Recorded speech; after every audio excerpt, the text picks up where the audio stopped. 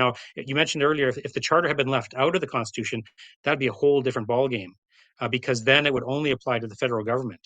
That, like just like Diefenbaker's Bill of Rights, because it was federal legislation, it applied just to the federal government. And Trudeau wanted something that would be enforced on all the provinces. Actually, that was part of his thing. He didn't want something just for the federal government. He wanted to put restrictions on the provincial governments. I mean, it gave there's a sense in which the charter was like a national institution that gave more power to Canada as a national institution than over the provinces, if you know what I mean.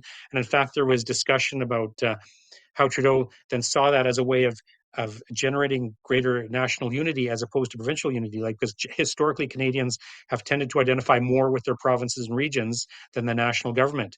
Having a charter that supposedly protected everybody, even from their provincial governments, was a way of, at least an attempt, to have people look to the charter as like our central document, the thing that we love the most, more than our provinces. It just keeps moving in that direction more and more, which is why Alberta, it has been fighting back so hard.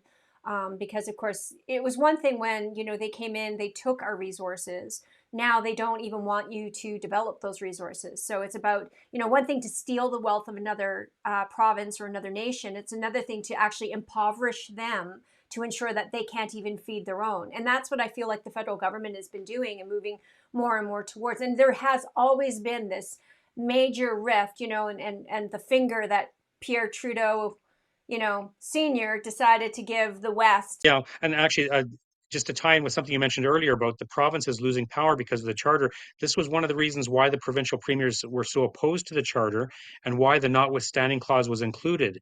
Because I mean, that was the only way. Like, Trudeau did not want a notwithstanding clause, and the premiers didn't want a charter. So it was the compromise deal. The Trudeau would get his charter, and the provinces would get the notwithstanding clause. And I know people think the notwithstanding clause, it's looked at negatively as if it's overthrowing our charter rights, but the notwithstanding clause is actually part of the charter. Of course, the abortion decision became very polarized in the United States, became a major political issue. And the premiers saw that and they said, we don't want that kind of situation in Canada. If a court makes a decision that's so extreme like that, we want an opt-out clause so that we can bring more balance to those kinds of issues and have more of a middle position rather than one extreme or the other. So it was kind of pragmatic in a sense, but it was the idea was, let's give some kind of provision so that we don't allow the courts to make extreme decisions that are going to cause division and problems within the country. You know what I mean? They wanted so the notwithstanding clause hasn't been used very much. It's been used by Quebec the most, I think to protect language laws.